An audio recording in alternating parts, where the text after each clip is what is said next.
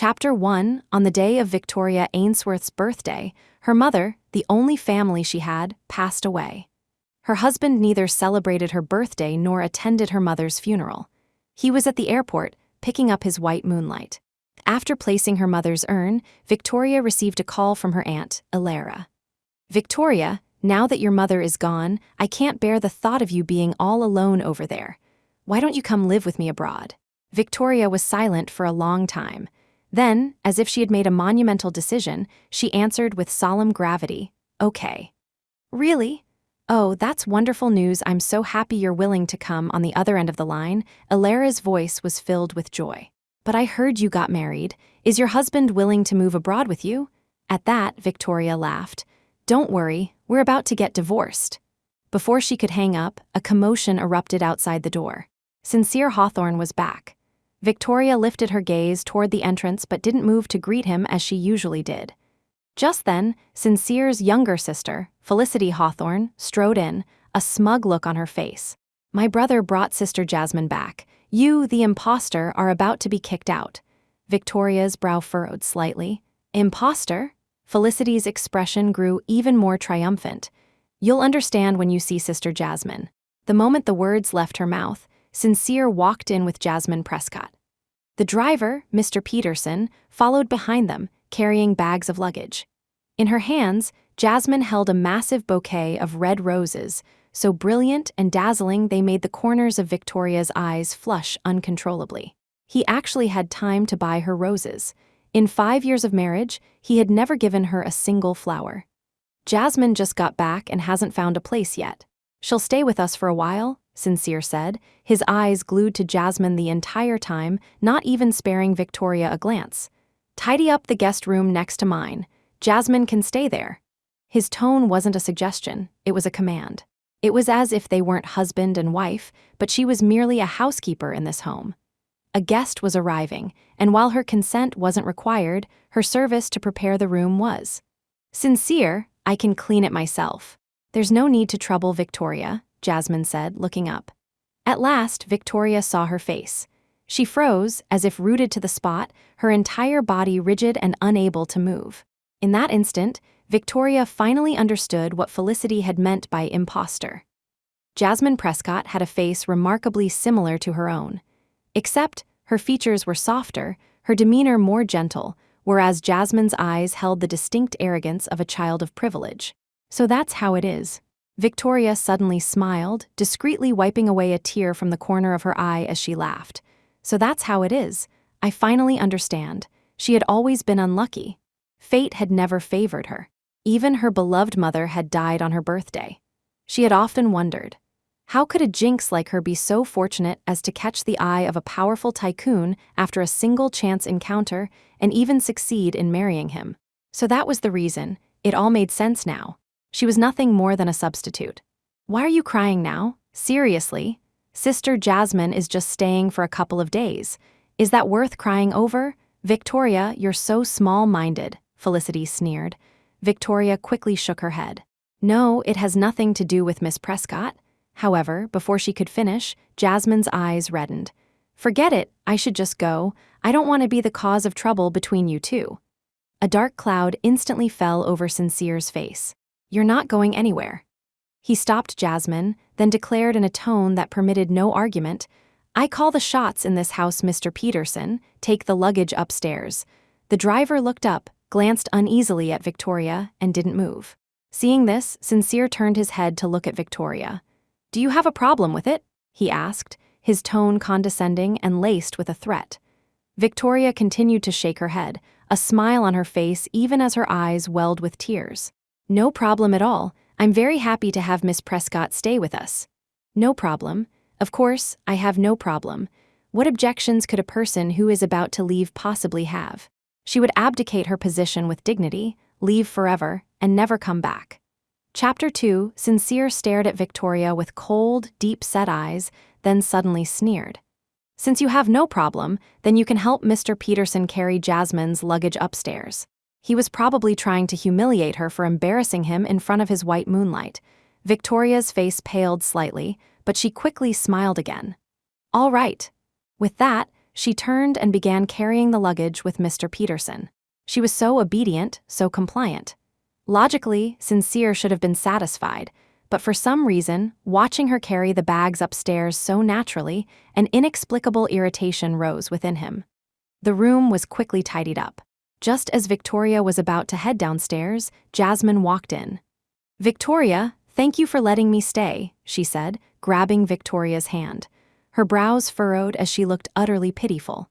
"If it weren't for you and Sincere, I really wouldn't know where to go." As Jasmine's hand lay on hers, a dazzling glint of light from the back of it stung Victoria's eyes. Victoria saw that on Jasmine's ring finger was a ring identical to her own wedding band. No, to be precise, it wasn't identical. The diamond on Jasmine's ring was larger, brighter, and more brilliant. It made her own wedding ring look like a cheap imitation. Even though she had already resolved to leave, Victoria's heart still couldn't help but ache with a sharp, piercing pain. So even her engagement ring was a cheap imitation, a substitute paired with a knockoff. How perfect. Just then, the doorbell rang. A delivery guy came in carrying a huge cake. "Wow, who ordered a cake?" Felicity exclaimed. "Brother, did you order this for Sister Jasmine?" "Jasmine's birthday is next week," Sincere replied without looking up. "But I did order her a cake in advance. Did the bakery get the date wrong?" As everyone wondered, the delivery guy called out loudly, "Is there a Victoria Ainsworth here? The recipient is Victoria Ainsworth. The cake is from your aunt. She asked me to tell you that she knows you're having a tough day, but she doesn't want you to be lost in sorrow. She's grateful you came into this world. Happy birthday." The living room fell silent. All eyes turned to Victoria. For a rare moment, Sincere looked guilty. He said awkwardly, "Today's your birthday. Why didn't you tell me?" Jasmine's birthday was next week, yet he had already ordered her gifts and a cake. But he had completely forgotten hers. Then again, why would he bother remembering the birthday of a mere substitute? "Oh, so it's my birthday today. I'd forgotten myself," Victoria said, smoothly diffusing the awkwardness. "I can't believe Aunt Alara remembered. I'll have to call and thank her properly later. And while I'm at it, I'll hurry her along with the plans to go abroad. I want to leave as soon as possible. Sincere, you're being so thoughtless. How could you forget your own wife's birthday?" Jasmine's tone was a mix of chastisement and flirtation. "Victoria, please don't be angry. Oh, right, when I got off the plane, Sincere gave me a present. It's a beautiful diamond necklace. Why don't we just say this necklace is your birthday gift from Sincere?" With that, Jasmine took off the diamond necklace from her neck and handed it to Victoria with a smile. "Victoria, happy birthday." Chapter 3. The necklace was stunning, made with a rare red diamond set in heart-shaped platinum, symbolizing a one-of-a-kind love. Unfortunately, that one-of-a-kind love wasn't for her. "No, thank you," Victoria said, shaking her head and declining with a smile. "That's a gift from Sincere to you. How could I take something meant for someone else?" What wasn't hers, she wouldn't take. She wouldn't take the necklace, and she wouldn't take the man who gave it either. What's with the passive-aggressive attitude? Sincere suddenly flared up. "So I was busy with work and forgot your birthday. Is it that big of a deal? Do you have to be like this?" Victoria didn't understand what she had done wrong this time. She hadn't cried or thrown a tantrum. She had been smiling the whole time, speaking politely and appropriately. Why was he still not satisfied? "I wasn't being passive-aggressive." Victoria lowered her eyes, hiding the exhaustion within them. "Sincere, what do you want me to do then? Accept the necklace? If you want me to take it, I'll take it." As she spoke, she actually took the necklace and sincerely thanked Jasmine. "Miss Prescott, thank you for the gift." As a substitute, Victoria felt she had been docile enough, cooperative enough, and had given Sincere enough face. But for some reason, after she accepted the necklace, Sincere's anger only grew. "Victoria, you're being utterly irrational." After throwing those words at her, he slammed the door and left. He was angry when she didn't take the necklace, and he was still angry when she did.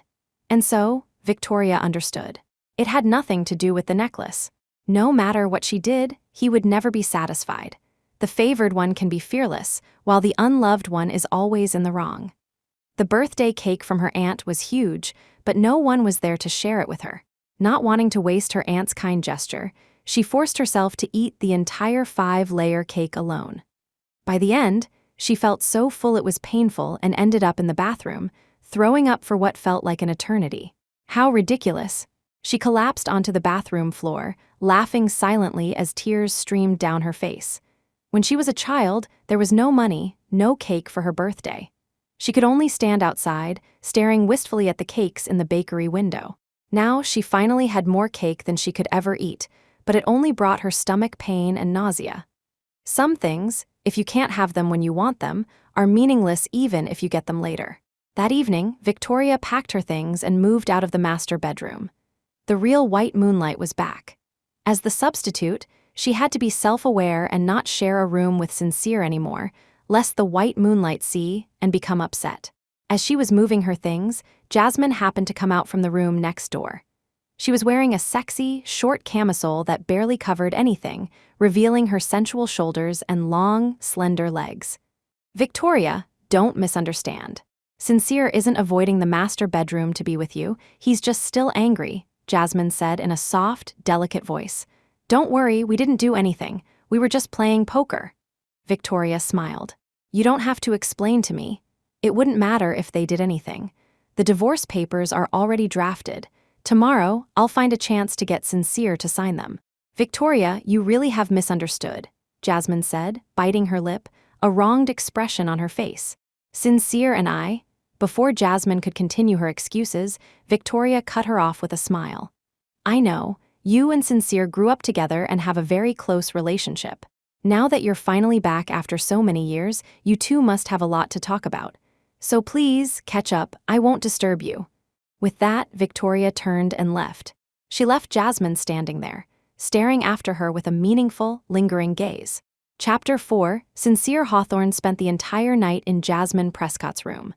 Victoria hadn't been paying attention, but the housekeeper, Mrs. Davies, pulled her into the back garden first thing in the morning to mysteriously relay this vital intel. Madam, you have to be more careful, Mrs. Davies said, her voice fraught with worry. That little tramp, Miss Prescott. She's obviously here to seduce the young master. You should have seen what she was wearing last night.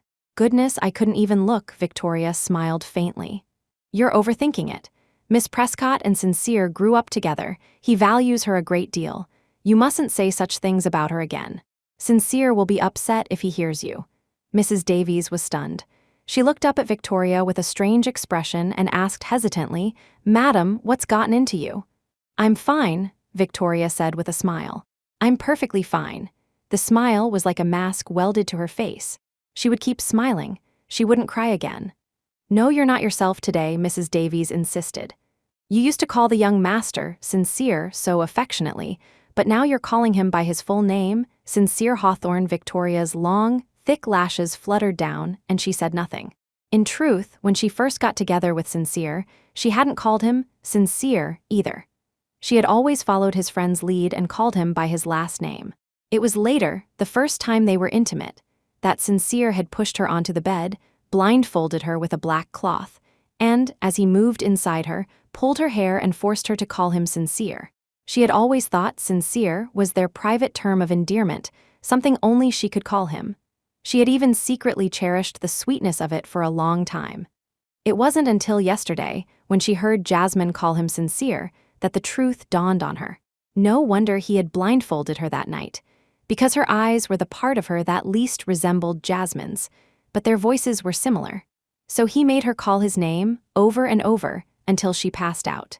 Mrs. Davies, the most important thing when working in a wealthy household like this is to do more work and talk less. Victoria patted Mrs. Davies' shoulder, reminding her gently. From now on, don't say anything bad about Miss Prescott. She was leaving soon. Jasmine would take her place as the mistress of the house. If Mrs. Davies offended Jasmine, she would surely face consequences later. After advising Mrs. Davies, Victoria went upstairs, retrieved the divorce papers, and went to Sincere's study. Sincere was busy with work. When he saw her, he snorted coldly. You know you were wrong now? Yes, Victoria said faintly. If he said she was wrong, then she was wrong. There were only a few days left. She couldn't be bothered to argue with him. Wouldn't it have been easier if you just figured it out sooner? Did you have to make such a scene? Sincere said irritably. With a cold expression, he took a finely crafted little gift box from his drawer and tossed it to her. A make-up birthday gift for you. Open it. Victoria wanted to say it wasn't necessary, but her intuition told her that if she did, Sincere would get angry again. She still needed him to sign the divorce papers. It was best not to provoke him now, so she silently accepted the gift without a word. Just then, Sincere's phone rang. Victoria inadvertently glanced at the screen and saw it was a call from Jasmine. Sincere glanced at Victoria, then took out a pair of earbuds from the drawer and put them on. He answered the call, and a smile immediately softened his cold eyes. His tone grew gentle, nothing like the icy way he always spoke to her. Victoria slid the divorce papers over to him. "Sign this, please." Sincere signed it without even looking. Then he went back to his cheerful phone conversation with Jasmine. Victoria couldn't help but frown. She hesitated. "Aren't you going to look at it?" "No need," Sincere said impatiently. "Isn't it just about getting foreign specialists for your mother's treatment? You handle it. If there are any documents I need to sign, just give them to Assistant Sterling to pass on to me. And don't call me unless it's important. Do you have any idea how many important calls I missed last time because you kept blowing up my phone?" Chapter 5. Victoria's mother had passed away a week ago. She had terminal brain cancer. Even though Sincere had arranged for her to be admitted to the best hospital in the country, her condition had deteriorated day by day. Her moments of lucidity grew shorter, and her periods of confusion grew longer. Most of the time, she didn't even recognize Victoria. The attending physician said they couldn't delay any longer. Surgery was necessary, or her mother might not last another week. Victoria didn't know what to do. She called Sincere to ask for his advice. She called 3 times in a row, and each time he hung up. The 4th time, he finally answered, only to yell at her, "Why are you calling for no reason? I'm busy, don't cause trouble," the doctor, knowing Victoria was the young mistress of the Hawthorne family, suggested that Sincere could use his influence to invite foreign experts for a medical consultation with the local team. This would significantly increase the surgery's success rate. Victoria thanked the doctor, then sat in the hospital corridor, phone in hand, counting the minutes and seconds until 6 in the evening. That was Sincere's usual time for getting off work. She mustered her courage and called him again. He didn't answer. She figured he must be working late. "It's okay, I'll wait a bit longer." This time she waited much longer until midnight, but the call wouldn't go through. It took Victoria a moment to realize with a dawning horror that Sincere had blocked her number. For the entire next week, Sincere never came home. His phone was unreachable, and he didn't reply to any messages. Just like that, her mother was delayed, missing the optimal window for her surgery. Was Sincere really that busy? So busy that, in the same week he had blocked her, he still found time to pick out gifts for Jasmine's return and order her a birthday cake. She couldn't let herself think about it any further. Victoria closed her eyes, pressed down on her trembling hands, and, taking the signed divorce papers, turned and left the study. At noon, Mrs. Davies prepared a lavish spread of dishes. But Felicity, who had come over for a free meal, started finding fault before she even sat down. "Victoria, didn't you used to do the cooking? Why aren't you cooking today?" Felicity deliberately provoked her. "Is it because Sister Jasmine is living here now, you think you're too high and mighty to cook for her?" Hearing this, Sincere's face visibly darkened. He shot a cold look at Victoria, waiting for her answer. How ironic, she thought. As his wife, she didn't even have the right to refuse to cook for his white moonlight. "The dishes I'm good at are all quite spicy," Victoria said, her gaze lowered. "Miss Prescott prefers milder food, and I was afraid she wouldn't be used to it." "Then, why didn't you just not add chili?" Felicity retorted, still dissatisfied. "Felicity, don't be like that. Victoria is your sister-in-law, you should respect her," Jasmine interjected, trying to smooth things over. "Besides, I think Mrs. Davies' cooking is delicious too." Halfway through her sentence, Jasmine suddenly frowned, clutched her stomach, and grimaced in pain. "Jazzy, what's wrong?" Sincere exclaimed, rushing over to support her in an instant. "Sincere, my stomach hurts so much," Jasmine said, her face pale. She collapsed into Sincere's arms, her expression both fragile and beautiful. Sincere frowned. "Why would your stomach hurt all of a sudden?" Meanwhile, Felicity wore a look of sudden realization. She pointed at Victoria and declared, "Ah, I know, no wonder you refuse to cook. It's because you poisoned Sister Jasmine, you have a guilty conscience, so you deliberately stayed out of the kitchen all day." Chapter 6. The accusation came out of nowhere, leaving Victoria feeling helpless.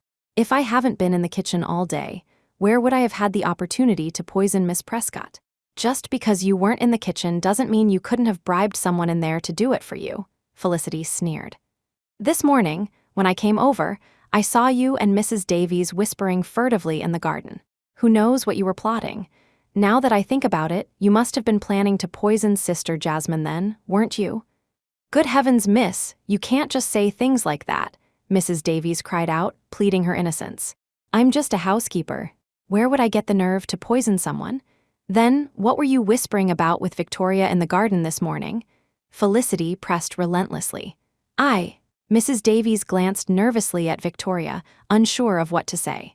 With Sincere and Jasmine both present, she couldn't possibly repeat their morning conversation in front of the very person they were discussing. Can't answer, can you?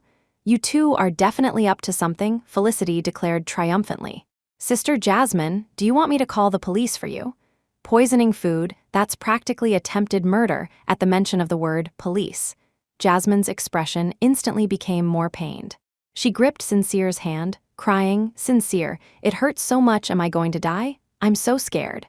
Seeing Jasmine in such agony, Sincere couldn't be bothered with anything else. He swept her into his arms and rushed towards the door. Get the car, we're going to the hospital immediately. Before leaving, he didn't forget to glare at Victoria. I'll deal with you when I get back, Mrs. Davies was terrified. The woman, in her 50s, broke down in tears. Madam, what are we going to do? I didn't poison Miss Prescott, I really didn't. I'm just here to work and save a little for my retirement. Why would I commit a crime? Victoria knew that the person who did the poisoning certainly wasn't Mrs. Davies. But Mrs. Davies was the one who cooked the meal.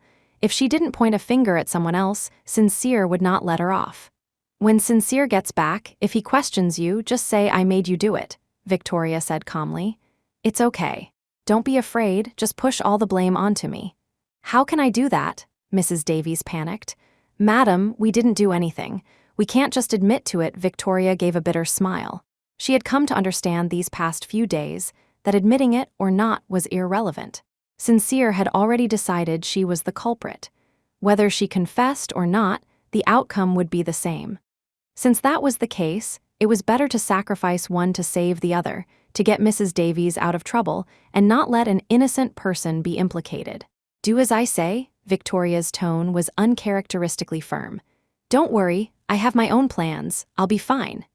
After a long night at the hospital, Sincere finally returned with Jasmine in the early hours of the morning.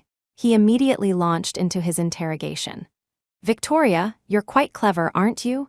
You knew Jazzy was allergic to peanuts, so you ground them into a powder and sprinkled it in her porridge. Do you have any idea that if I hadn't gotten her to the hospital in time, she could have died? Mrs. Davies has already confessed.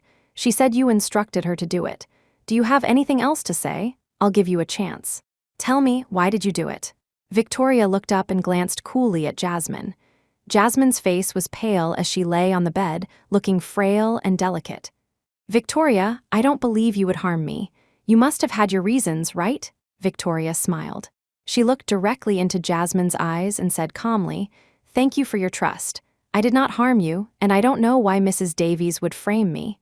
Why don't we call the police? Let them come and investigate properly. My words may not be trustworthy, but the results of a police investigation certainly will be. Chapter 7. After Victoria suggested calling the police, the reactions of Jasmine and Sincere were quite interesting. Jasmine's gaze darted away, while Sincere exploded with rage. Victoria, do you think I wouldn't dare to call the police because I can't bear to part with you? No, Sincere, I know you can bear it, Victoria answered silently in her heart. But your white moonlight won't let you call the police. Because she knows her little tricks might fool you, but they won't fool the authorities. What if the police found out she sprinkled the peanut powder herself? Wouldn't that be awkward? Sure enough, the next second, Victoria heard Jasmine speak in a delicate voice. Sincere, don't be like this. Victoria is your wife, after all. You can't send her to prison because of me. Besides, I'm fine now, aren't I? And even if we take a step back, even if you don't consider Victoria, you have to consider the Hawthorne family.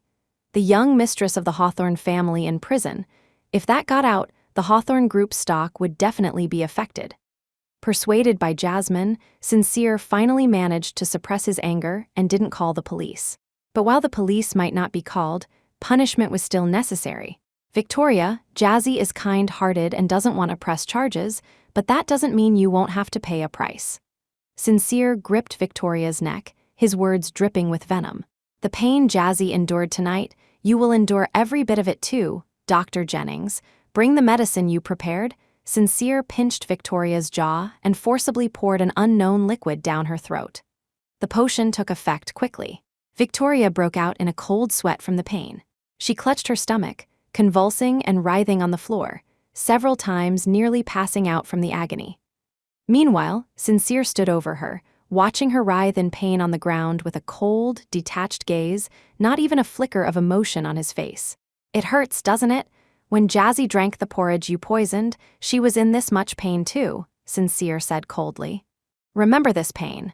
Only when you remember the pain will you learn to change. Victoria bit down hard on the back of her hand, breaking the skin and drawing blood, but she didn't let go, nor did she cry out in pain. Sincere, don't you worry. As you wished, I will remember this pain vividly. This is what it feels like to love you. This is the consequence of loving you.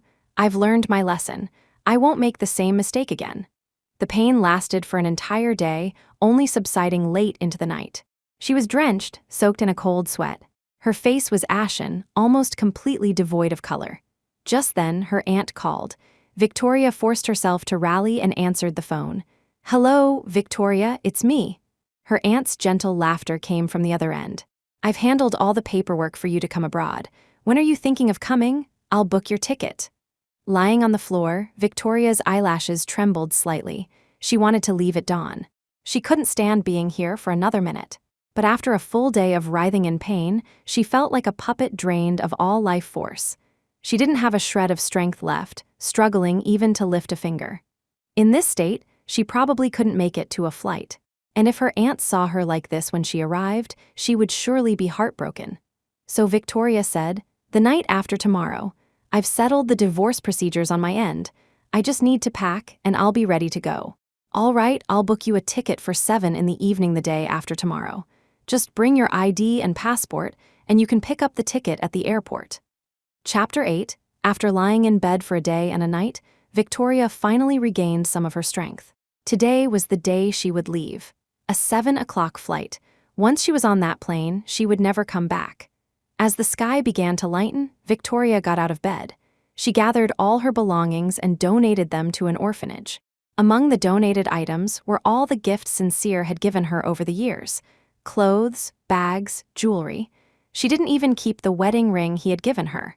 The valuable items were donated to benefit society. The worthless ones she burned in a fire. If she was going to start over, she had to leave with a clean slate. She wouldn't take a single thing of his with her. After all this tidying, it was already afternoon. Victoria glanced at her phone. It was 3 o'clock. 4 more hours until her flight took off. Just as Victoria was about to change her clothes and head to the airport, Felicity suddenly blocked her path. "Victoria, what are you still standing around for? Come on, let's go. We need to get your makeup done." "Makeup?" Victoria frowned slightly. "Why?" "Don't play dumb," Felicity said irritably. "Isn't today your and my brother's wedding anniversary? My brother said that when you married him, because my parents didn't approve, you never had a proper wedding, just got the certificate. He's always felt guilty about it. And lately, with all the business with Sister Jasmine, he knows he's been neglecting you. So he wants to use your 5th anniversary to throw a makeup wedding for you." Lies. It has to be a lie, Victoria thought. This is definitely a trap. They had been married for 5 years, and he had never once mentioned throwing her a makeup wedding. Why would he do it now, right after Jasmine had returned? "What, you don't believe me?" Felicity glanced at her, her eyes filled with disdain. "Then call my brother and ask him yourself. You think I want to be involved in this? If my brother hadn't forced me, I couldn't be bothered with you." Victoria, of course, didn't believe her, and she had no desire to call Sincere. Seeing her standing there like a block of wood, Felicity lost her patience. She dialed Sincere's number directly and tossed the phone to Victoria. "Victoria, I already know about your mother. You've been through a lot lately. Let me make it up to you today." "Lies, it's all lies. Sincere would never speak to me in such a gentle tone. Everything is arranged. Just go with Felicity and get changed. I'll see you at the wedding. Lies, lies, it's all lies. Victoria's body began to tremble uncontrollably. What on earth is Sincere planning? Why would he throw me a wedding? What is his objective? Even though she was sure it was all fake. Even though she knew perfectly well that she was the unloved one. But the moment she put on the wedding dress Sincere had custom made for her, Victoria couldn't help but waver. That's how people are. Even when you know something is impossible, you can't help but hope. What if this time it's real? She had been so unlucky for so long, wasn't it about time she had a win? I'll just go and see, Victoria thought. There's still time anyway. With the mindset of a gambler, she went to attend a 1-in-a-million wedding. At 4 o'clock, her makeup was done. At 5 o'clock, she arrived at the wedding venue. Victoria pushed open the doors to the banquet hall, and a bucket of cold water came crashing down from above. Hey, laughter erupted around her. Behind her, Felicity was laughing so hard that tears streamed down her face. Victoria, you idiot. You didn't really think my brother was going to throw you a makeup wedding, did you? Ha, you moron, today is Sister Jasmine's birthday. This isn't the wedding reception you've been dreaming of. It's Sister Jasmine's birthday party. The hall was filled with people, all presumably there to celebrate Jasmine's birthday. Jasmine was there too, also wearing a wedding dress, identical in style to the one Victoria was wearing. Except hers wasn't soaked with water, it was still fluffy and beautiful. This dress was actually custom made by my brother for Sister Jasmine. Isn't it beautiful? My brother is planning to propose to her today. Victoria, my brother and Sister Jasmine are the real true love. You're just a pathetic clown in their legendary romance. If you have any sense, you'll get lost on your own. It'll be even more humiliating if my brother has to kick you out. Victoria reached up and touched her face, only then realizing that she was crying. What am I crying for? Didn't I guess it was fake all along? Victoria, you really are a fool. After being tricked by fate so many times, how could you fall for it again? Even though she knew it was fake, she still had to come. What was she trying to prove? How pathetic she was. Victoria turned and fled from the suffocating place. She hailed a taxi and rushed to the airport as fast as she could. She stormed into the airport restroom and began tearing at the wedding dress on her body. Get it off, get it off, get it all off. This dress was so tight, so suffocating. Save me, save me, save me. She couldn't take it anymore. This whole suffocating ordeal was crushing the air out of her lungs. She had to break free from this damned dress, right now, and leave this place, leave forever, and never look back. Finally, under Victoria's frantic tearing, the wedding dress was ripped to shreds. Victoria threw the white gown onto the dirty floor of the airport restroom, then pulled a black slip dress from her bag and changed into it. Her phone was vibrating wildly. Victoria took it out and saw that Sincere had called her many times. It seemed he had been calling her nonstop since she got into the taxi, probably over 30 times. But she had been in the midst of a breakdown and hadn't noticed. The phone was still vibrating frantically. Sincere was still calling. Victoria took out the SIM card, snapped it in half, and threw it away. It was almost 7 o'clock. She picked up her ticket, went through security, and boarded the plane without a hitch. The moment before the plane took off, she deactivated all of her social media accounts. A flight attendant came over to remind her to turn off her phone. She smiled and nodded. The phone screen went black. At the same instant, the plane took off. Victoria leaned back in her seat and slowly closed her eyes. Sincere, I won't say goodbye, because I hope we never meet again. Chapter 9. After Victoria fled the banquet hall in a state of collapse, Sincere Hawthorne walked in, holding a large bouquet of roses. Felicity, why are you the only one here? Where's your sister-in-law? Sincere asked, puzzled. Didn't I ask you to take her to change into her wedding dress? Felicity looked a little guilty. She averted her gaze, not daring to meet Sincere's eyes, but her words were still sharp. Victoria left. She was mad that you've been ignoring her and only paying attention to Sister Jasmine, so she threw a fit and ran away from the wedding. Hearing this, Sincere frowned. Ran away. Impossible with Victoria's personality, she would never do something like that. He knew Victoria well. She was as gentle as a rabbit. She never contradicted a single word he said, never opposed a single decision he made. Sometimes, even when he felt he had gone too far, she would still silently tolerate him, understand him, and respond with gentleness. Like 2 days ago, when he had forced her to drink that potion that caused excruciating stomach pain. Afterward, he had actually felt a pang of regret, feeling he had been too cruel. But he was an incredibly proud man. Even when he knew he was wrong, he couldn't bring himself to apologize to Victoria. That's why he had arranged this make-up wedding on their 5th anniversary as a small compensation for her. Victoria is kind and obedient. She would never run away from a wedding for no reason. Sincere's face grew cold. He stared at Felicity with menacing eyes, his voice heavy with pressure. Felicity, what really happened?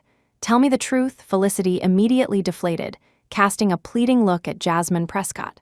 Seeing this, Jasmine slowly walked over, took Sincere's hand, and with her beautiful brows furrowed, purred softly, "Sincere, today is my birthday. Can't you just focus on celebrating with me and not worry about other things?"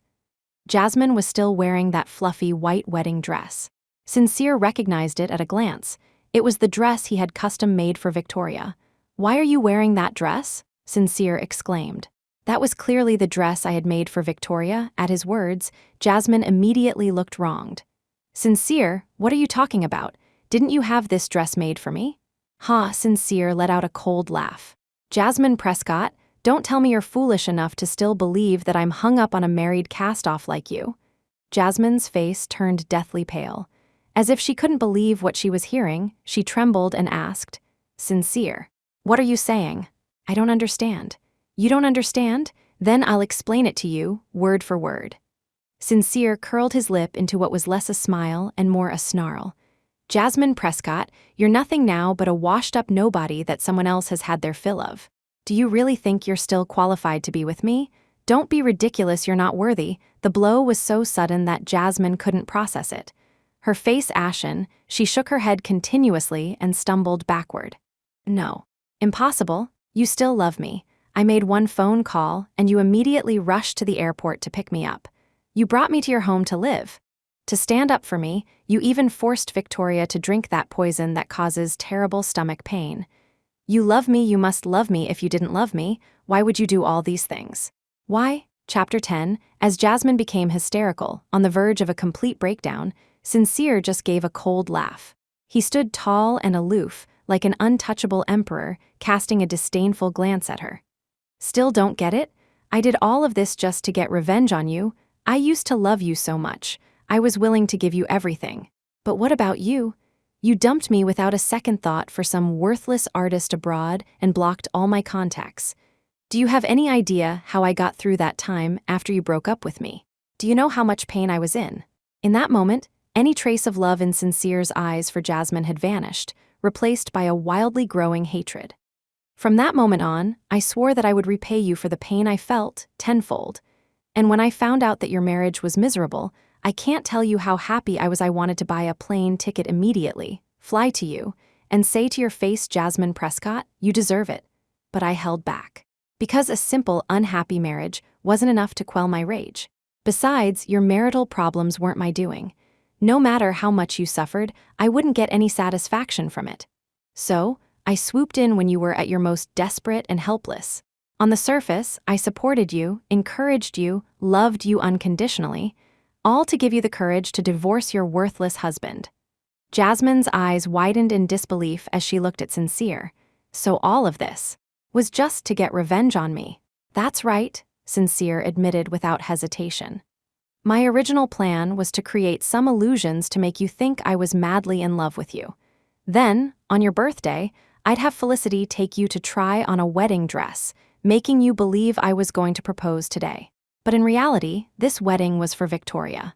Victoria was supposed to be the star of the night. In fact, Sincere had ordered 2 wedding dresses. They were initially supposed to be identical, but after they were made, his assistant had given him a piece of advice.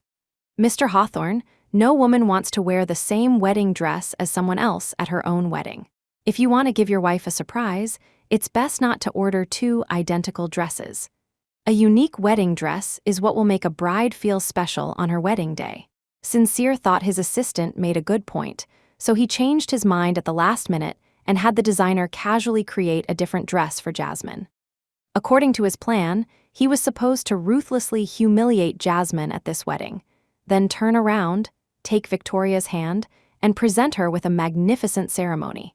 Jasmine would be left to watch with envy and regret, spending the rest of her life wishing she had chosen him. But why, when he walked into the hall with flowers in hand, was his bride missing? And why was the wedding dress meant for his bride being worn by Jasmine? Felicity Hawthorne Sincere whipped his head around, glaring at his sister. What the hell is going on? You'd better give me a reasonable explanation. Felicity was instantly terrified.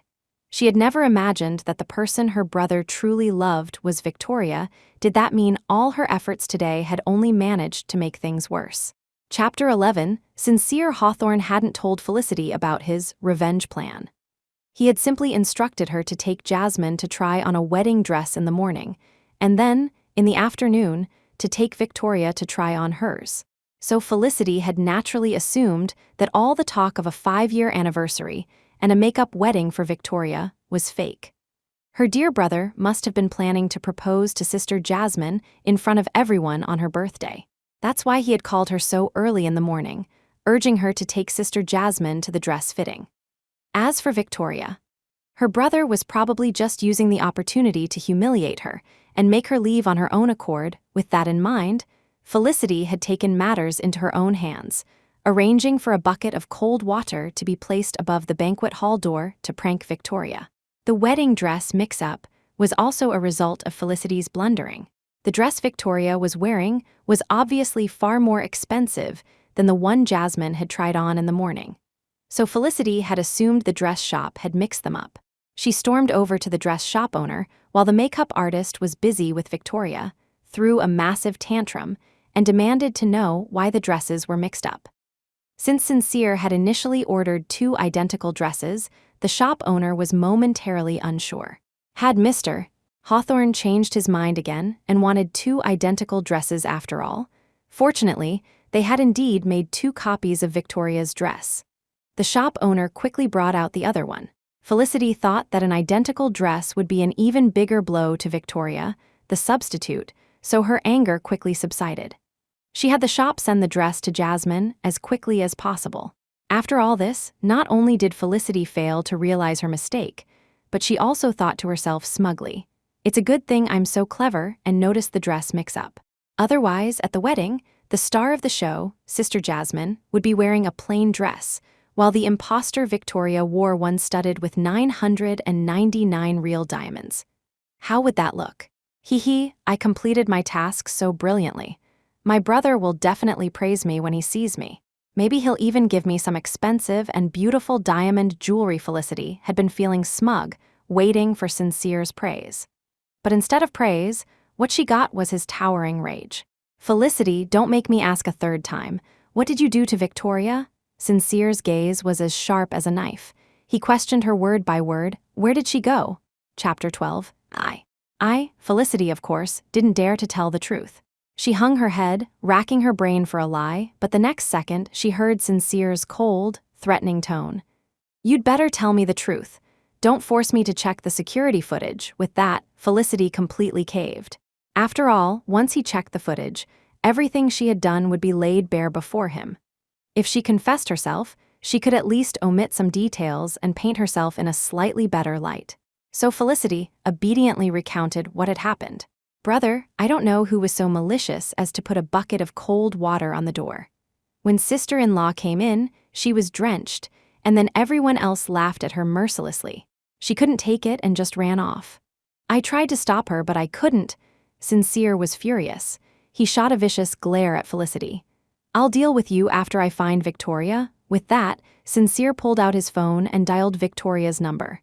He had assumed that all he needed to do was call her, coax her a little, and she would, as always, come back to him in her usual docile and obedient manner.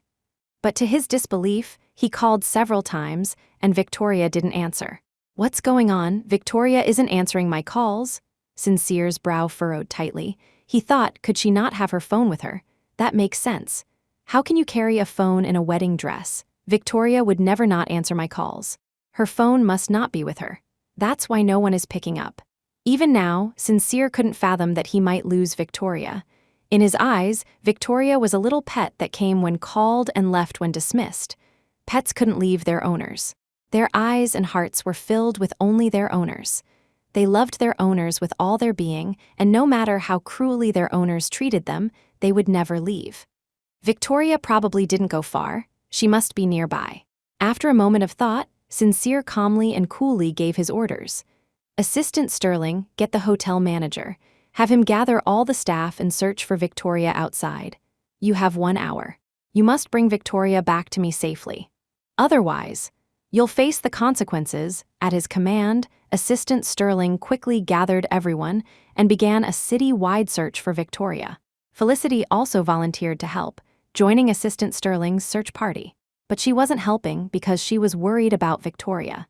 She was afraid that when Victoria came back, she would tattle on her to Sincere, so she decided to strike first. She had to find Victoria immediately and threaten her fiercely, telling her to keep her mouth shut and not say the wrong thing. However, an hour passed, and Assistant Sterling had found nothing. Sincere threw a massive tantrum, but it was no use.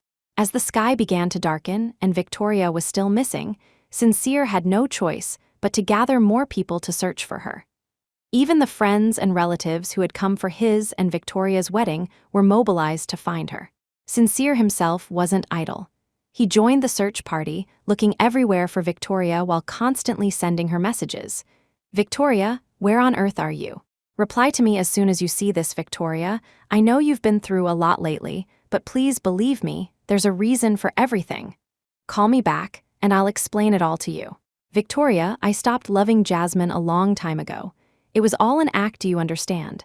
It was an act, not real. At first, Sincere tried to coax Victoria with kind words, but after sending several messages without any response, he began to lose his patience. Victoria, don't push your luck. I know you're nearby. Are you enjoying watching me make such a big fuss looking for you? I'm giving you 1 hour.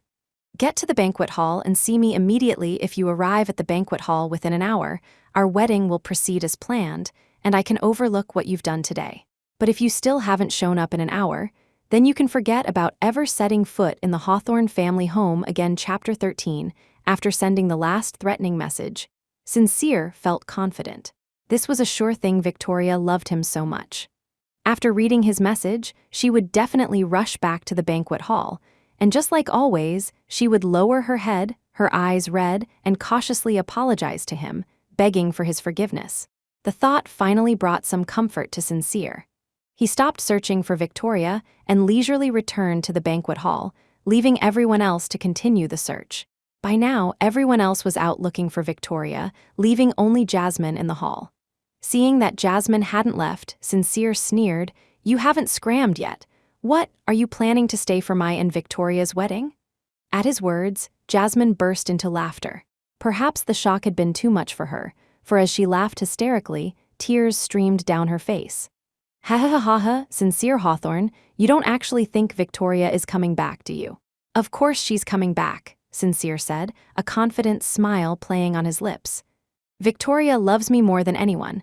No matter what I do, she will always forgive me. She is the best woman in the world." Hearing Sincere's words, Jasmine's laughter grew even more frantic. "Ha ha ha ha ha, Sincere Hawthorne, and you had the nerve to call me a fool. You're the biggest fool in the world. No woman, no matter how tolerant, would put up with her husband bringing another woman into their home, especially when that woman is his first love. Why was Victoria so tolerant?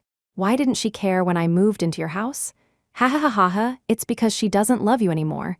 Because she doesn't love you, she doesn't care. Because she doesn't love you, she can tolerate it." Sincere's confident demeanor instantly vanished, replaced by a dark scowl. He strode toward Jasmine, his hand shooting out to grip her neck. "Wretch, shut up. Don't act like you know anything about Victoria.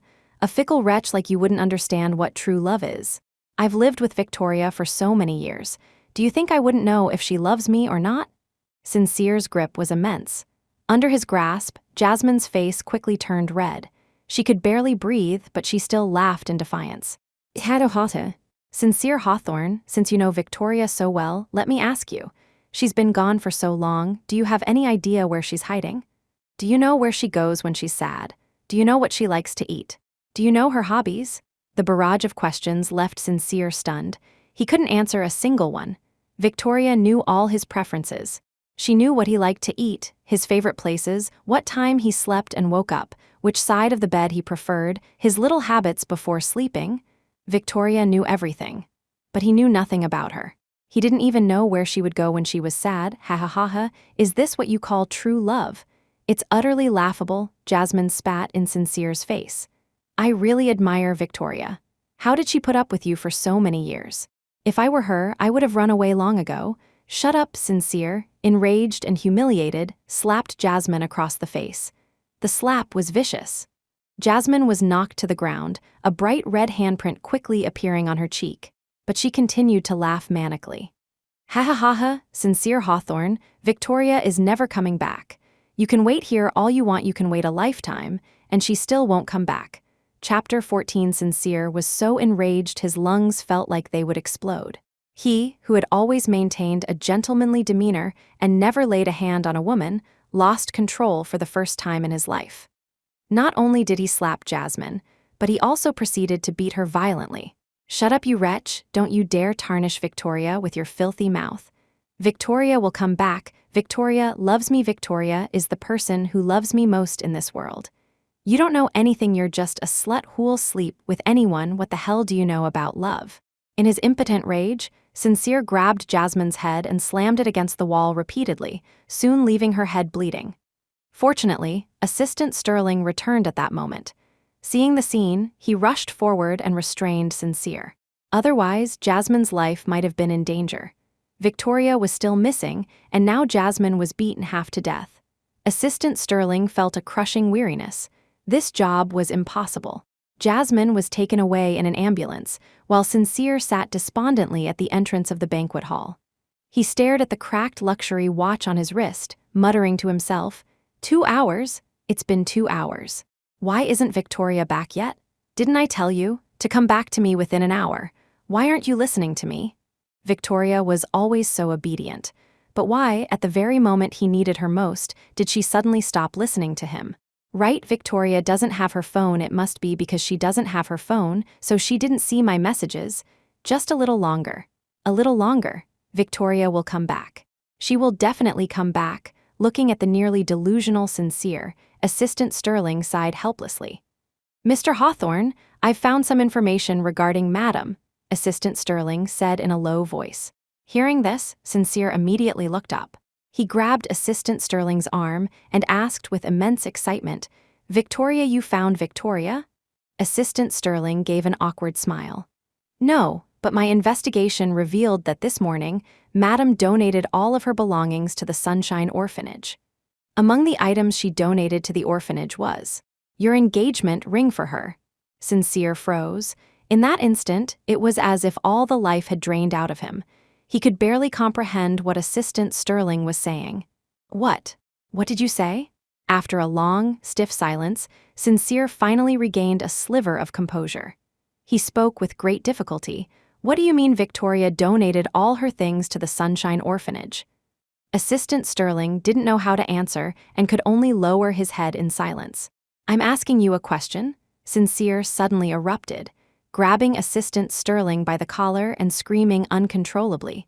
Speak, why would Victoria donate all her things to an orphanage? Who gave her permission to do that? Why didn't you stop her? You useless bunch, what good are any of you? Get out, go and find Victoria for me. If you can't find her, then none of you have to come back. Sincere was like a madman who had lost his sanity, screaming hysterically. His confidence, his certainty, his pride, all of it vanished in that moment. At that moment, he finally understood, with profound and painful clarity, that he had lost Victoria. Chapter 15. For the next few months, Sincere Hawthorne searched for Victoria relentlessly. He went to her hometown, met her former teachers, classmates, and neighbors. He visited everyone who knew Victoria, one by one, hoping to glean some clue about her whereabouts from their words. Through this constant searching and visiting, he finally began to piece together an understanding of Victoria. He learned that she had grown up in a single-parent household. Her father had abandoned her when she was very young, which had left her with a deep-seated lack of security. Because of this lack of love, she had developed a people-pleasing personality, always subconsciously trying to placate everyone around her. He realized her tolerance for him was never about love. It was because life had been so hard that she had become accustomed to silent endurance. And yet, though her life was filled with misfortune, she remained incredibly kind. After marrying him, she donated money to an orphanage every month and even spent time volunteering there every week. The children at the orphanage adored her. Auntie Victoria loves blue the most because it's the color of the sea. She said she loves the sea. It represents freedom and romance. When Sincere visited the orphanage, one of the children told him this with a bright smile while drawing a picture of the ocean. "Mister, are you Auntie Victoria's friend? When is she coming back? I drew a picture of the sea for her." A bitter taste filled Sincere's mouth. Even a child at the orphanage knew Victoria loved the sea and the color blue, but he hadn't known. As much as he hated to admit it, Jasmine had been right. He truly didn't understand love. In his search for Victoria, Sincere visited every coastal area in the country, but still found nothing. As he searched, a terrifying thought began to take root in his mind. What if Victoria was no longer alive? Otherwise, why, after searching for so long, was there still not a single clue? And before she left, not only had she donated all her valuable possessions, but she had also burned everything that was worthless, everything not worth donating. She had burned it all to ashes, leaving nothing for him. At this thought, Sincere clutched his chest, a heart-wrenching pain tearing through him, so intense he could barely breathe. "Victoria, how could you be so cruel?" Sincere murmured with a bitter smile. "You burned everything, not even leaving behind a single strand of hair. Before, the house was filled with your presence. Even when you weren't by my side, I could feel you were there. But now," he bit his lower lip so hard, unable to speak the words that followed. But now there was nothing left. He couldn't even look at her things to remember her by. She had burned everything. In the house where they had lived together for 5 years, there was not a single thing left that belonged to her. "Victoria, you are so heartless." Sincere clutched his heart, his eyes reddening as he spoke to himself. "But no matter how heartless, how cruel you are, I can't bring myself to blame you. Because all of this is my own doing." By now, Sincere knew about the death of Victoria's mother. He was also painfully aware of the despicable things he had done during the time when Victoria had lost her only family. He had brought Jasmine into their home. He had forced Victoria to clean Jasmine's room. To avenge Jasmine, he had forced Victoria to drink that agonizing potion. His actions were worse than those of a beast. Ha ha ha ha ha! Recalling his past monstrous deeds, Sincere once again descended into a frenzy. He laughed maniacally as tears streamed down his face. "Sincere Hawthorne, you deserve this, you deserve it." Jasmine was right. "You deserve this." Chapter 16, in stark contrast to Sincere, who was nearly driving himself mad, Victoria's life was one of serene tranquility. She had no idea that Sincere was frantically searching the world for her. She had snapped her phone's SIM card in half and thrown it away long ago, and she had deactivated all her social media accounts. All the calls and messages Sincere had sent, she had never received them. Of course, she had no desire to. The past was like a terrible nightmare. She had fought with all her might to escape it and certainly didn't want any connection to it ever again. She had left her familiar homeland, flown over 4,000 miles to a foreign country, all for the sake of a new beginning. To abandon everything from before and start fresh. And among the things she had abandoned, of course, was Sincere Hawthorne. "Victoria, I remember you majored in art, right?" her aunt, Alara, asked with a smile during dinner. "I've seen you sketching in the neighborhood recently, and you've created some truly evocative landscape paintings. They are absolutely outstanding. Your uncle and I both love them very much. Your uncle thinks it would be a real shame for such brilliant work to just gather dust at home, so he wants to fund an art exhibition for you. What do you think?" An exhibition? Victoria's eyes widened. Although she was stunned, the tiny sparks of light in her eyes showed that deep down, she was thrilled by the idea. For any artist, an exhibition was not only a recognition of their talent, but also an opportunity to share their work with the world. Ever since she started studying art, Victoria had dreamed of one day having an exhibition that was entirely her own. But organizing an exhibition costs a lot of money. Having grown up in a single-parent, low-income household, Victoria had developed a cautious nature.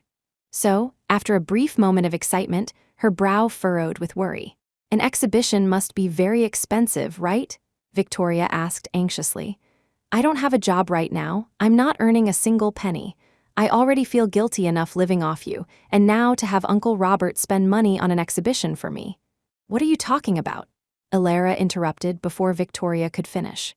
If anyone should feel guilty, it's me. If I had contacted your mother sooner, you and she wouldn't have suffered so much back home. Maybe she wouldn't have passed away so early. As she spoke, Alara's eyes reddened. Victoria's aunt, Alara Vance, and her mother were sisters from a rural, mountainous region. They were born into an extremely patriarchal family, a fact reflected even in their birth names, which expressed their parents' desperate longing for a son. Unlike her gentle, submissive older sister, Alara had been a headstrong girl from a young age. She was as resilient as a weed. When her parents wanted her to drop out of school and marry, she fought tooth and nail, enduring countless beatings but never bowing her head. In the end, she ran away from home in the middle of a stormy night, escaping the mountains. The night I ran away, my sister found me in the pouring rain. I thought she had come to drag me back. My heart shattered. But she hadn't. Alara once tearfully recounted the story of her and her sister to Victoria during a sleepless night. She found me in the rain and gave me all the money she had. I remember it clearly. It was $5,033, all the money she had earned from a year of hard work. My sister dropped out of school early to work, but every penny she earned had to be handed over to our blood-sucking father at the end of the year. If she was short even $100, she would get a beating. But that day, she gave me every cent she had. After stuffing the money into my hands, she pushed me towards the bus station. She said, Go far away and never come back. So I left. I changed my name. I hated the name my parents gave me. Every time someone called me by it, it felt less like a name and more like a slap in the face. I changed my name to Alara Vance, and I worked while I studied. I seized every opportunity I could, got into university, studied abroad for my master's, found a job, and started a company with a partner. I finally managed to leave the past firmly behind me and start a brand new life of my own. Here, Alara paused.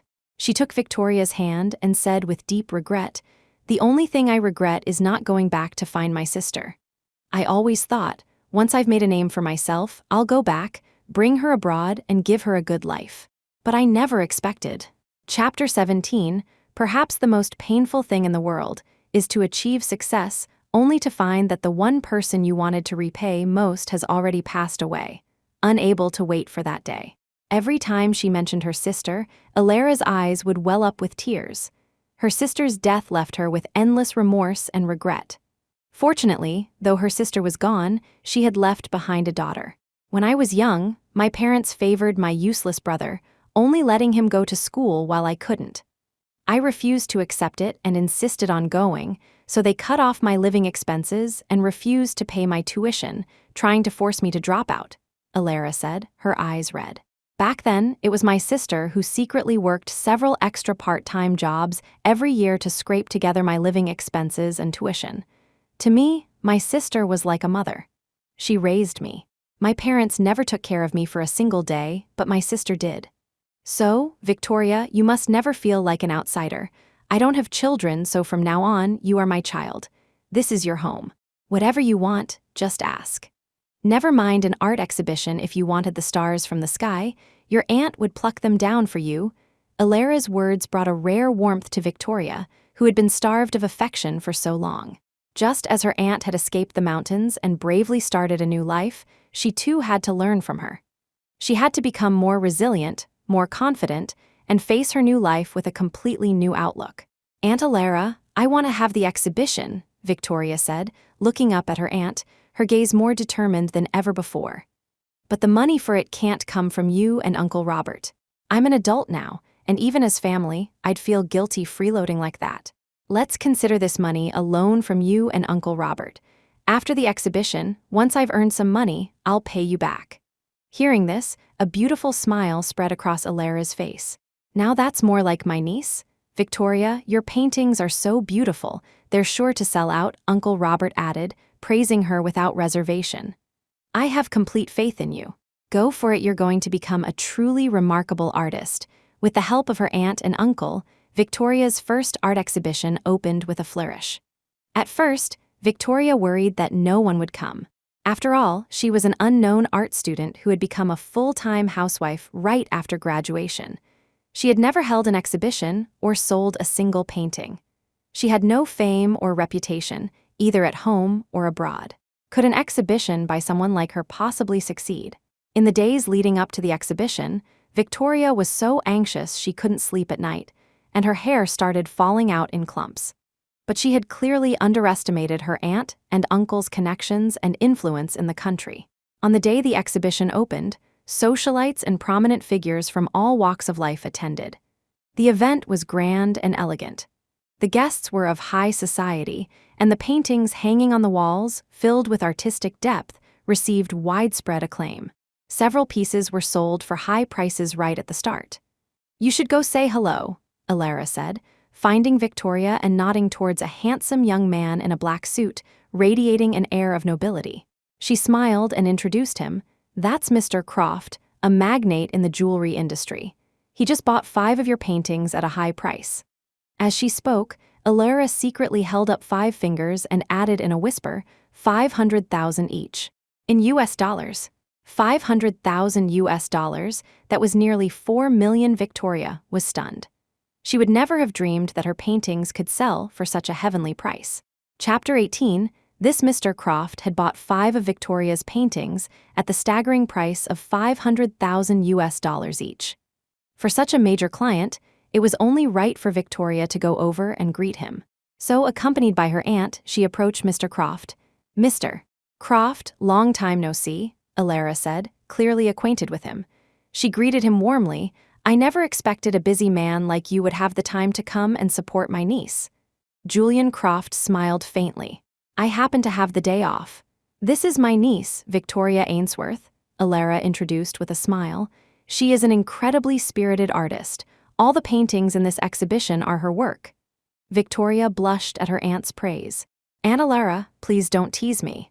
I was just painting for fun." "She is indeed very spirited," Julian said with a smile.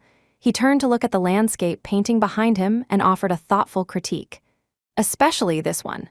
Although it depicts mountains and uses a warm color palette, for some reason, it gives me a sense of vast, desolate heavens and a lonely heart. It's very moving." Victoria was taken aback. She hadn't expected Julian Croft to understand her art so deeply. In fact, most of her works were like this. Though the colors were vibrant and intense, the emotions they expressed were not of clamor and brightness, but of human solitude. It was like that line from an unknown song. The more boisterous, the more lonely. The more prosperous, the more desolate. In this world, so many people come and go every day, yet each person's heart remains a closed-off, isolated island, which no one can truly approach. Victoria had been enveloped by this sense of loneliness since childhood. The livelier the surroundings, the more people, the more clamor, the more isolated she felt. "I've heard that every painting an artist creates expresses their state of mind at a particular moment. But it seems that every one of Miss Ainsworth's paintings, beneath their bright and exaggerated colors, faintly reveals a sense of vastness and solitude." Julian turned back, his gaze settling on Victoria once more. "Miss Ainsworth, you are so young and so beautiful. How could you possess such a sorrowful state of mind?" The man had a pair of very beautiful eyes, cool and deep. When he looked at you without speaking, you couldn't help but feel as if he could see through all appearances, directly into your soul.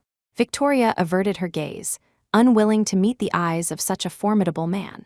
"Well, I've also heard that the reason a buyer is willing to pay a high price for an artist's work is often because they resonate with the emotions the artist has expressed in the painting." "Mr. Croft, you don't look very old yourself, and you're so handsome, not to mention so successful in your career. Why would you resonate with such a sorrowful state of mind?" She didn't want to be seen through by a stranger, so she put on a prickly facade and threw the question back at him. She had expected this high-profile tycoon to be slightly displeased. After all, given his status, few people would dare to speak to him like that. Sincere Hawthorne was like that. When she was with him, she had to defer to him in everything, speak cautiously, and never contradict him in the slightest, or he would become unhappy. In the past, Victoria had been terrified of making Sincere unhappy. To be precise, she had been afraid of making anyone unhappy. She had always been a people pleaser, sacrificing her own feelings to make others happy, but not anymore. She had made a clean break with the past. She was going to face her new life with a new attitude. So if this Mr. Croft was unhappy, so be it. At worst, the conversation would end. As an introvert, she didn't want to talk to him for too long anyway. However, to Victoria's surprise, after hearing her words, Julian Croft didn't get angry at all. Instead, he smiled with perfect grace. "Thank you for the compliment." "Huh," Victoria was stunned.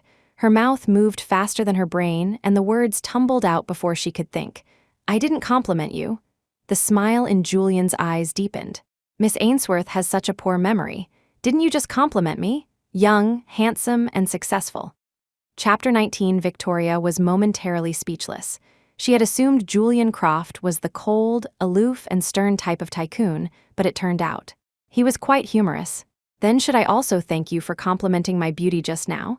Victoria couldn't help but smile. Seeing this, Julian's eyebrows also lifted with a hint of a smile. "You're finally smiling."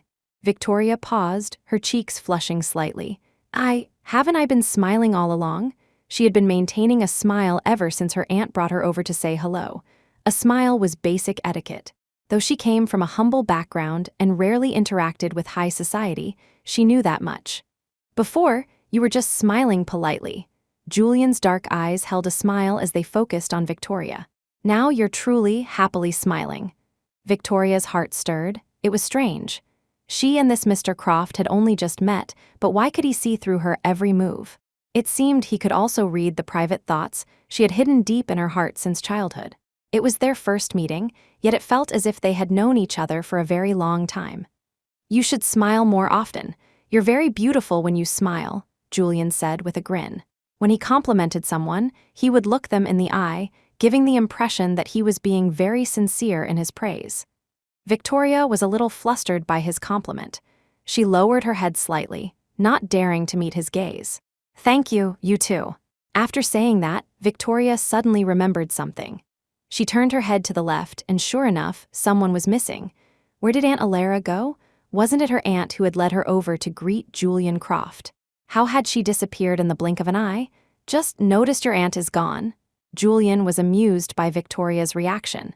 He quietly moved closer to her, his tall figure perfectly enveloping her petite frame. "A little slow on the uptake, aren't you? Or was Miss Ainsworth's attention so completely on me that you missed everyone else?" Victoria's face turned beet red. "Who said I was looking for my aunt? I wasn't. I noticed she slipped away a long time ago. I was just looking back to." Just then, a waiter came by with a tray of pastries. Victoria quickly picked one from the plate and, with a flushed face, tried to save her dignity. "I was looking for something to eat." With that, she hastily stuffed the pastry into her mouth. She had put in too much, and her cheeks puffed out, making her look like a hoarding little hamster, which was strangely adorable. Julian couldn't help but chuckle. "Eat slowly. No one's going to fight you for it." Watching the two interact so harmoniously, Aunt Alara, who was secretly observing from a distance, couldn't help but smile like a proud mother. "Our Victoria certainly is charming. She's already attracted a suitor so quickly," Alara said to her husband with great pride. "But even though Julian Croft is outstanding, it's not good for a woman to marry too early. Besides, Victoria is too proper, too repressed. That's not good. I need to have a good talk with Victoria tonight. I'll teach her some of the more relaxed, enjoyable ways of life here. Let her enjoy the beauty of dating and not be in a hurry to get married. Let those suitors pursue her for a while longer. Let her enjoy being treated like a princess." Hearing his wife's words, Uncle Robert smiled helplessly. "You're going to be a bad influence on her?" "Get out of here," Alara gave her husband a playful kick. "What do you mean, a bad influence?" "I'm teaching her to enjoy life." Chapter 20. The art exhibition was a great success. Victoria displayed 51 paintings, and in a single day, 33 were sold. Most were priced between $10,000 and $50,000 US, with only the 5 bought by Julian Croft reaching the staggering price of $500,000 each. "Julian Croft actually paid 10 times the price for your paintings," Alara said that evening, teasing her niece with a smile as she helped calculate the exhibition's income and expenses.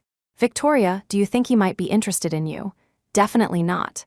Victoria's mind was entirely on the finances, and she paid no heed to her aunt's teasing. "I think he's just a flirt. He sees a pretty young woman and wants to hit on her. Hearing this, Alara's eyes widened in genuine shock. Are you kidding me? Julian Croft is famous in our circles for being a flower on a high peak, unattainable and pure. His private life is impeccable. He never associates with unsavory women, and he never has a female companion with him at important events. Huh. Only then did Victoria finally look up, her gaze shifting from the calculator. Then why did he? She stopped mid-sentence, realizing what she was about to say. She quickly shut her mouth, not daring to finish the thought. Then why did he start flirting with me right away? And so much? However, even though Victoria didn't finish, Alara had already guessed what she was thinking. A mischievous, motherly smile returned to Alara's face. Why did he what? Did he flirt with you? Victoria's face instantly turned crimson. She picked up the calculator and the bills, trying to distract her aunt. Oh, Aunt Alara, look. The pastries from this restaurant are so expensive we only had them cater for one day, and it cost $10,000. Well, it's a Michelin-starred restaurant, so it's bound to be pricey, Alara replied casually, then deftly changed the subject back. If you ask me, Julian Croft is almost certainly interested in you. He'll probably ask you out again soon. If he does, you should go. A woman's youth is fleeting. You should enjoy love while you're young, of course. Just enjoy the love, don't rush into marriage. You've only just come back to your aunt, and I'm not ready to let you get married off just yet. Victoria didn't know whether to laugh or cry. Just dating without marrying, wouldn't that be like playing games with someone? That's the old-fashioned way of thinking. It's not like that here, Alara said with a smile. People here value freedom and aren't so eager for marriage. Many couples live together for over a decade without getting married. Even if they have 3 or 4 children and the oldest is already off to college, they still don't get a marriage certificate. Here, Alara paused, then amended her statement. Of course, I'm not saying marriage is a bad thing. It can be quite romantic to naturally progress into marriage while dating. What I mean is, don't treat marriage like a task. Don't think that just because you're dating someone, it has to lead to a certain outcome. Love is a beautiful thing. You're so young and beautiful now, you should enjoy the beauty of love. Don't put up such high walls and don't reject people's advances. You only live once, don't be timid, do whatever you want to do. Don't worry, you have your aunt to back you up. Victoria knew her aunt was saying all this because she had noticed Victoria staying at home all the time, not going out or socializing. She was worried that being cooped up would affect her mental health, so she was trying to guide her to go out more, enjoy love, enjoy her youth, and not let one failed marriage shut her away from the world. So, she smiled and nodded. Okay, since you've agreed, then if Julian Croft asks you out, you'll definitely go, right? Alara asked with a meaningful look. Victoria nodded, completely unaware that this was a trap. If he asks me out, I'll definitely go. Great, the moment the words left her mouth, Alara cheered. Julian just messaged me. He wants to invite you to a yacht party. I've already accepted on your behalf. Victoria. Aunt Alara, you tricked me. Chapter 21, Victoria's art exhibition, was a resounding success. Not only did many socialites and distinguished guests attend, but her aunt also invited numerous media outlets to help generate buzz. As a result, right after the exhibition, she was featured in the art sections of major news outlets. One reporter even hailed Victoria as a rising star in the art world.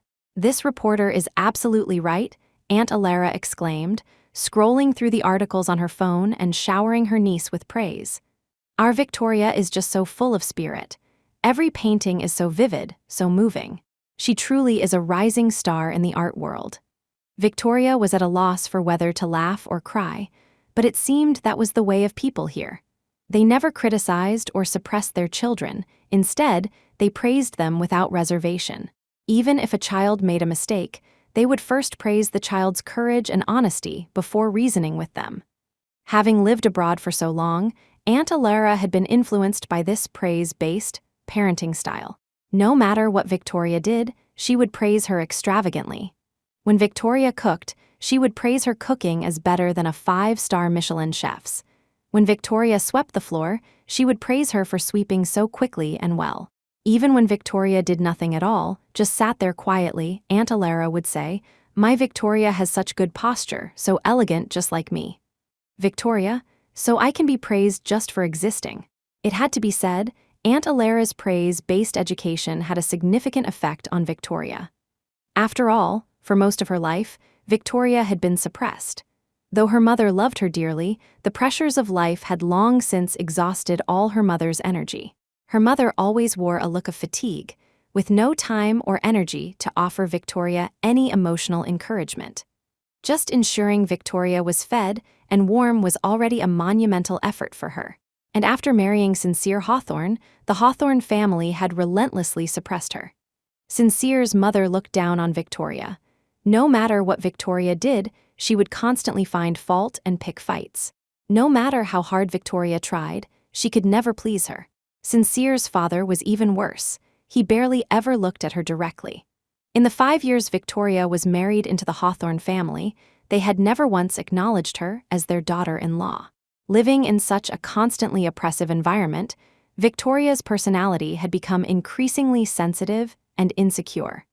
But her aunt's unreserved praise gradually helped Victoria build her confidence. It was as if a ray of sunlight had suddenly pierced through a sky full of dark clouds, breaking through the haze and completely illuminating Victoria's life. Only then did Victoria surprisingly discover that she wasn't so terrible after all. It turned out she was beautiful.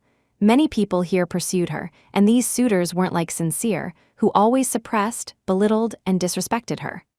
On the contrary, they not only respected her but also frequently praised her. Someone even said she was as gentle and beautiful as the moon goddess. It turned out she was talented. Her art exhibition received much praise, and many people liked her paintings. It turned out she was capable. Everyone praised her cooking, and a foreign neighbor from next door even wanted to become her apprentice to learn how to cook Chinese food. It turned out she had so many good qualities. She had lived in a repressive environment for so long that she had been blinded, unable to see her own worth. Fortunately, she was out of it now. Fortunately, the people around her now were people who loved her. Victoria's art exhibition had become a minor sensation locally, featured in the art sections of major news outlets. But since these were foreign media, and it was the art section, Victoria knew that Sincere never read the art section of the news. He looked down on artists, considering them all useless, and their so-called works of art as overpriced garbage that only suckers would buy. So Victoria thought Sincere would likely not see these news reports and thus not discover her whereabouts. She even thought with a self-deprecating laugh, even if Sincere did see it, it wouldn't matter. He's probably already married to Jasmine by now. He doesn't care where I am. Unfortunately, Victoria was wrong. Chapter 22, in the months that Victoria had been missing, Sincere Hawthorne had been searching for her frantically. A workaholic who valued the Hawthorne group more than his own life, he had cast his company aside for Victoria, disregarding everything to search the world for her. His obsession with Victoria had reached a frenzied state. He wouldn't listen to anyone's advice, ignored his parents' scolding. He wanted nothing else. He just wanted to see Victoria one more time. He used to despise art, especially painters, because the man Jasmine had married was a painter from abroad. But ever since he learned that Victoria had majored in fine arts in college, he no longer harbored any aversion to painters. He even started paying attention to art news, all to learn more about art-related knowledge, so that when he found Victoria, he could show her that in her absence, he had been trying hard to get closer to her, to love what she loved. Victoria, today is the 151st day since you left me. Where on earth have you gone? Do you know how much I miss you? In these past 100+ days, I've done a lot of self-reflection. I was a bastard before. I know I was wrong now. Please forgive me, okay? I have no other wish. I just want to see you one more time. I'm begging you, please stop hiding from me. Come back to me. I really can't hold on much longer. In the 151 days since Victoria left, Sincere had messaged her almost every day. But every message was met with silence. He never received a single reply. Sincere was on the verge of a breakdown. Sometimes he even thought, could Victoria really be gone? Will I never see her again? Did I really lose the greatest love of my life because of a foolish act of revenge? Just as Sincere was about to be driven mad by these thoughts, he saw a news report from a foreign media outlet about Victoria's art exhibition. There was a photo of Victoria in the article. She was wearing a light green cheongsam, standing next to a landscape painting, a faint smile on her face, so serene, so elegant.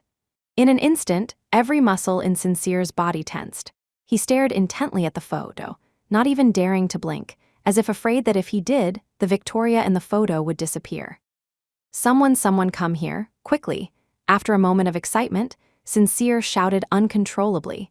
"Assistant Sterling, I want all the information about this art exhibition. Right now, get me every piece of information related to this exhibition." Assistant Sterling was very efficient. Within an hour, he had found out where the exhibition was held and who had organized it. The exhibition was organized by a woman named Alara Vance, but according to my investigation, this Alara Vance is likely the madam's aunt. Assistant Sterling reported in a low voice. "This must be the madam's safe haven. We can now confirm that the madam is in M country." After searching for so long, he had finally found her. Sincere was so emotional he was on the verge of tears. Without a moment's hesitation, he immediately instructed Assistant Sterling to buy him a plane ticket to M country. "Victoria, thank you. Thank you for not giving up on your life. Thank you for still being alive. Victoria, wait for me. I'm coming to find you right now this time. I will never let you go. I will never give you the chance to leave me again." Chapter 23. After flying to M country, Sincere Hawthorne's first stop was the venue where Victoria had held her art exhibition. He then went down the street, inquiring at every single shop, and finally, as night fell, he learned Victoria's current address. Overwhelmed with gratitude, Sincere rushed to the address without a moment's delay. He had assumed that Victoria, all alone in a foreign country, would be living in a rather run-down place. However, when he followed the address, he found himself in front of a magnificent, luxurious mansion. A mansion like this, in such a prime location, would cost several $100 million to buy. How could Victoria afford to live in a place like this? Sincere frowned. Did I get the wrong address? Though filled with doubt, Sincere still went up and knocked on the door. The person who opened the door was Victoria's aunt, Alara. She had never met Sincere before, so her initial attitude was quite friendly. "Hello, who are you looking for?" "I'm looking for Victoria Ainsworth," Sincere replied in fluent English. "I heard she lives here." "Oh, you're a friend of Victoria's?" Alara's face lit up with a smile. "When did Victoria make such a handsome friend? And she didn't even tell me. That's not very nice of her." Seeing that the woman knew Victoria, Sincere finally let out a sigh of relief. Though he didn't know how Victoria had come to live in a mansion after going abroad, at least he was in the right place. Victoria lived here. He had finally found her. "Is Victoria here right now?" Sincere asked, a sense of urgency in his voice. "I really want to see her. Could you please call her out?" "What a coincidence, Victoria just went out to a party," Alara said with regret. "What's your name? Would you like to leave a phone number? I can have Victoria contact you when she gets back." Sincere was about to give his name, but the words caught in his throat. Victoria was hiding from him. What if he said his name and scared her away? He had gone through so much to find her. He couldn't lose her again because of a moment of carelessness. "It's okay. If Victoria isn't here, I'll just wait for her to come back," Sincere said with a bitter smile. "I really need to see her." The fact that he refused to give his name made Alara suspicious. Could he be some kind of creepy stalker? There were a lot of creeps abroad. It was better to be cautious. Suspecting Sincere was a stalker, Alara didn't invite him inside.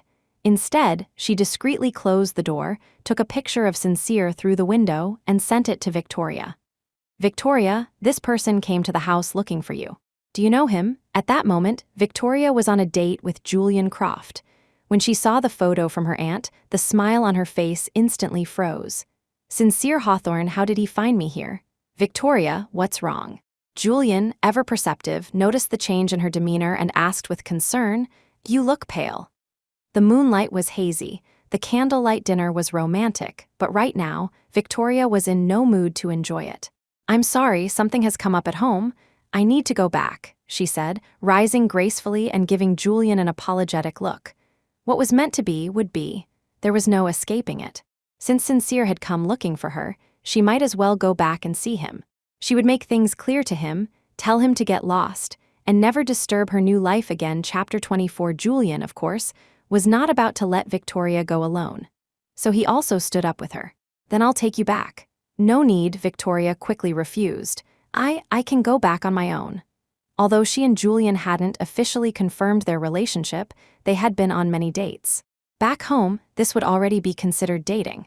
Victoria had no desire to face a dramatic showdown between her current and former flames, so, despite Julian's insistence on taking her home, Victoria still refused him and took a taxi back by herself. After getting out of the car, Victoria immediately saw Sincere Hawthorne standing under a streetlight, silently smoking. And Sincere quickly spotted her too. He became instantly agitated. Victoria dropping the half-smoked cigarette, Sincere lunged towards Victoria.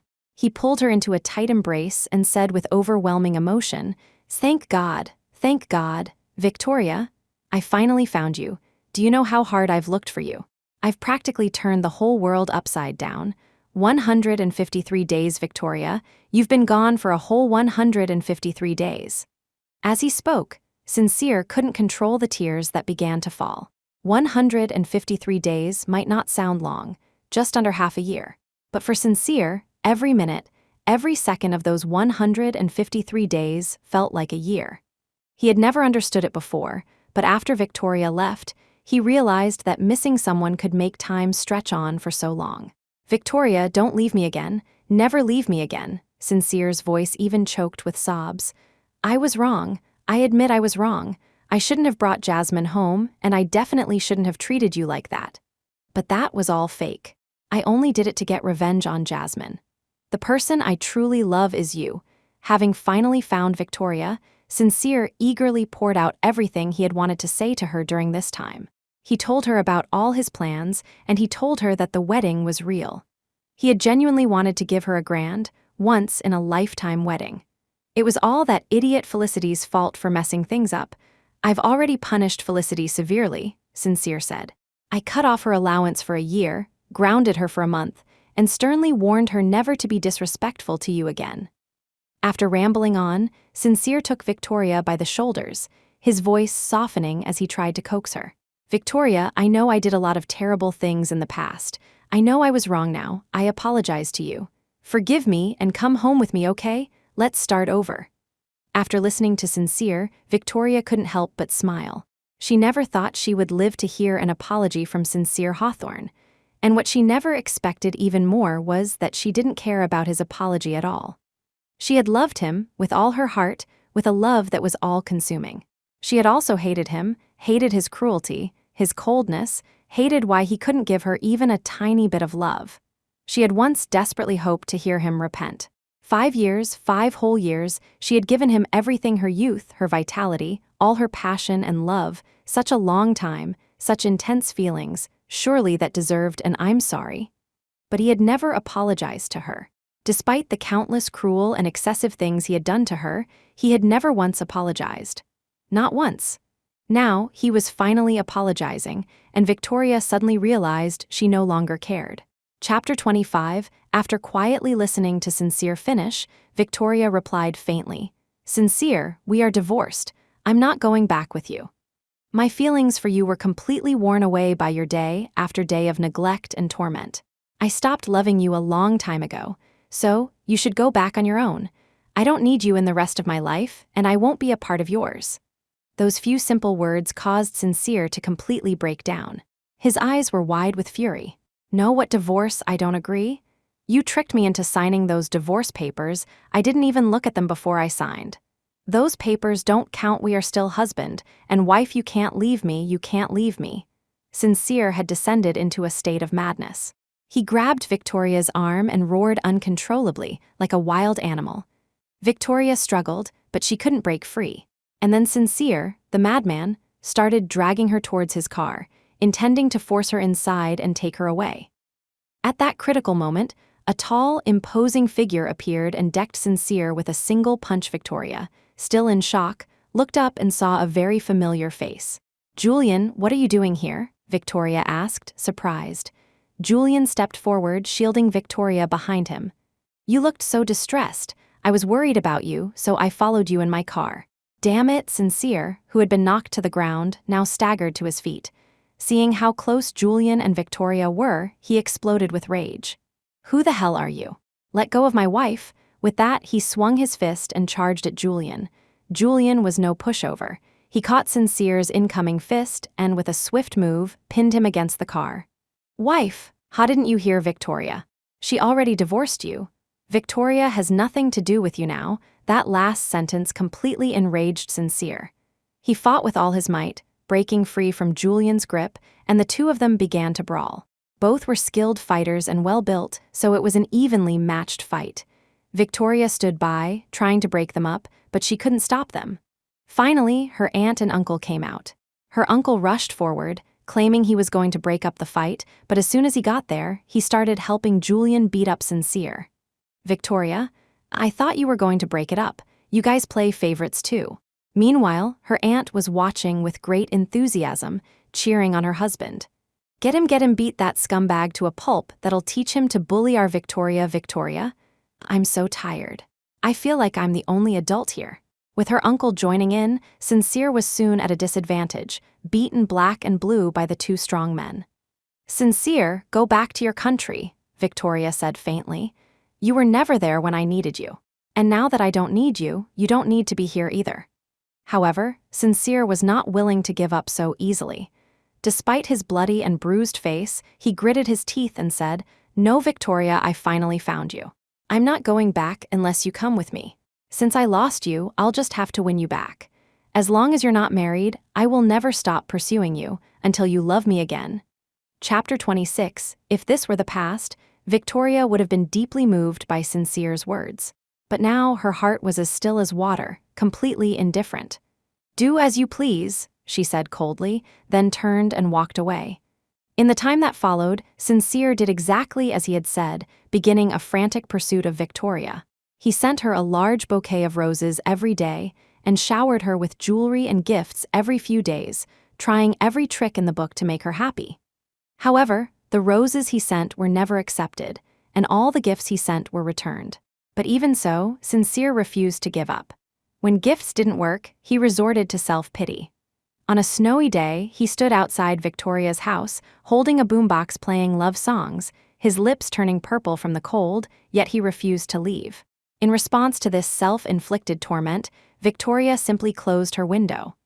Not only that, but during the time Sincere was desperately pursuing her, Victoria continued to go on dates with Julian. Sincere saw it countless times.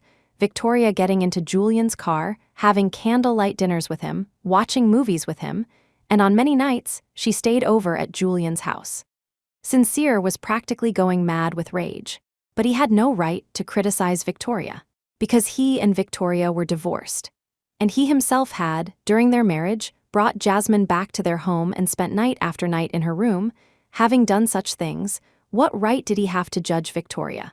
As Victoria and Julian's dates became more and more frequent, Sincere finally understood, with a broken heart, that he could not win his Victoria back. But he still refused to give up.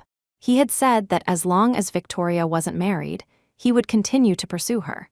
Though it was too late, he was willing to keep his promise one last time. The promises he had made to Victoria when they got married, he had never fulfilled a single one. Now that they were divorced, he remembered the importance of keeping a promise, but it was all too late. Sincere persisted for a whole year. During that year, he tried everything he could think of to win Victoria back. But in the end, what he received was a wedding invitation from Victoria and Julian. "I've completely lost you, haven't I?" Sincere asked with a bitter smile. Though he had known the answer for a long time, at this moment, he still felt as if his heart had been gouged out. Victoria smiled. "Sincere, you lost me a long time ago. A love that comes too late is worth less than dirt."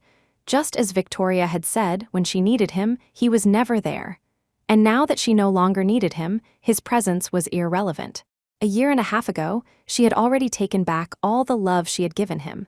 She no longer needed him in her life, but he had not yet emerged from the shadow of losing her. Watching Victoria, in her wedding dress, walk into the church with Julian, Sincere knew that he would never be able to escape this shadow for the rest of his life. He had lost the person who loved him most in this world. And now, no matter what he did, he could never win her back. He would spend the rest of his life missing her, living in regret and pain.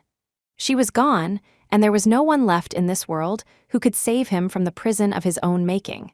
However, he deserved no sympathy, for everything was of his own doing. It served him right. The end.